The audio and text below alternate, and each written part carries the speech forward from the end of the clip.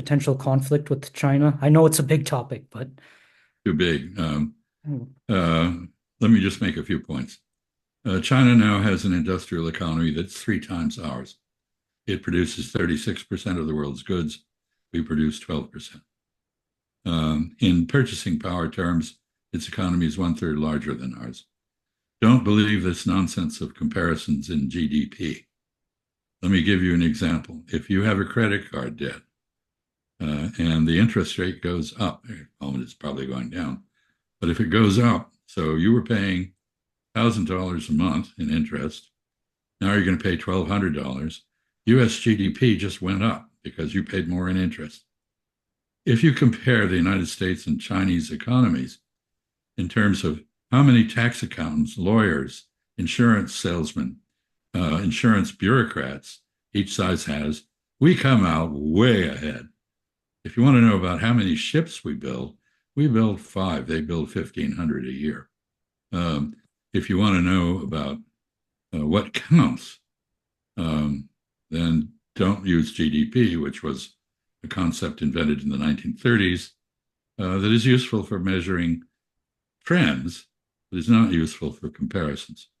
So I would say the final point is, despite all our angst about China and the challenge it poses, it certainly poses the challenge in economic and technological terms. I mentioned the economic factors. It is the largest trading partner of virtually everybody in the world. It's the largest lender to most countries in the world, a creditor. We borrow money, they lend it. But technologically, there is something called the Australian Strategic Technology Institute that evaluates innovation in 64 technologies on 300 factors. It's a serious enterprise. China is now ahead, according to them, in 57 of the 64. We are ahead in, well, South Korea is ahead in 2, and we get the rest.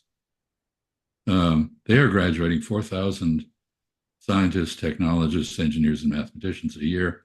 We graduate 800, of whom about 1/3 are Chinese. So you can draw your own conclusions about where this is going. It is stupid to make a relationship with China purely competitive rather than cooperative. Science and technology economies advance by collaboration, not by mutual isolation. And finally, we have decided, because the only thing we have is a military, that we have to reply to the Chinese with military terms.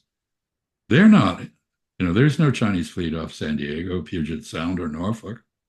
There is an American fleet off Shanghai and Xiamen. And we run 3 to 4 aggressive, intrusive patrols each day, intended to cause them to fear an attack and light up their radar, so we can so we can pick a way through it in the event we actually have a war. And finally, I know China's a nuclear power, and we are disputing what the territory of China is. There was a civil war which ended in our helping Chiang Kai-shek to go to Taiwan. Taiwan's evolved a great deal. It has a wonderfully robust democracy, and I admire it greatly. But it's still a civil war, and we're in the middle of it. When we confronted the Soviet Union during the Cold War, Ray will correct me, we nominally rejected the Soviet sovereignty over the Baltic states of Estonia, Latvia, and Lithuania. In fact, we didn't contest that. And now we're contesting the sovereignty over Taiwan. And our president, who has no constitutional authority to do so, has on 4 occasions proclaimed a defense commitment to Taiwan, which we agreed to give up when we normalized with Beijing. And I could go on, but I won't, because time is late. People are probably very tired of hearing me, and